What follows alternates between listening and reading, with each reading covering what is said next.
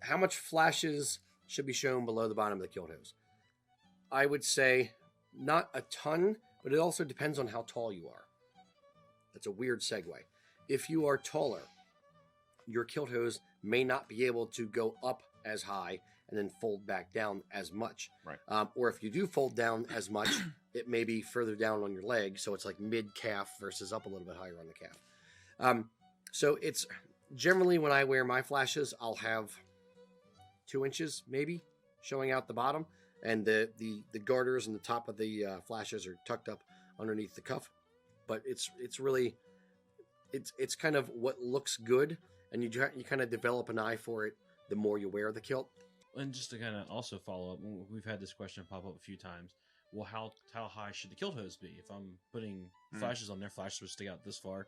Well, how high should the hose be? I think I put that question on my list, actually. Yeah.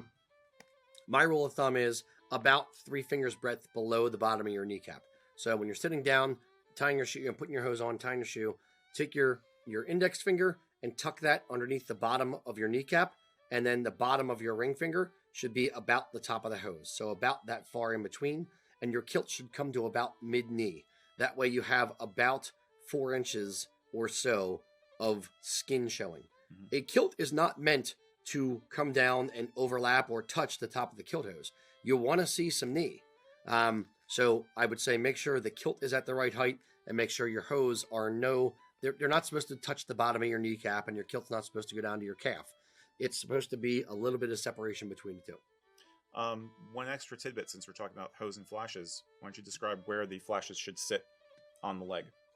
That's a very good question. Around the side of the leg. The flashes are the flag things that, the garters hold on and help hold your socks up.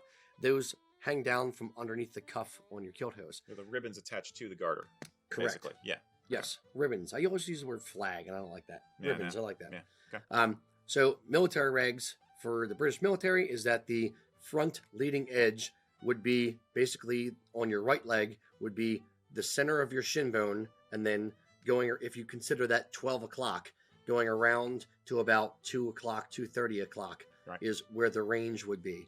Some guys wear their kilt hose square on the side of their body, so it goes from like 2 o'clock to 4 o'clock, kind of in that range.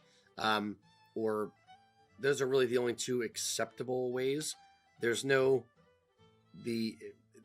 not wrong wearing it on the side of your body if you're not military regulations. But over the years and just through kind of usage and through my own life, I've kind of ended up with them a little bit more towards the front of the shin to the side. I think it actually looks better. Yeah.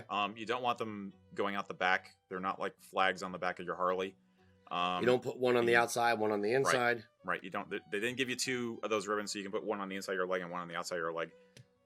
Some people think that, but that's not the way it is. You're not. You're not Mercury with your little wings making you fly. That's what that always makes me think of. The winged helmet. Yeah. Yeah. Yep. So there you go. All about flashes. Indeed. Yeah.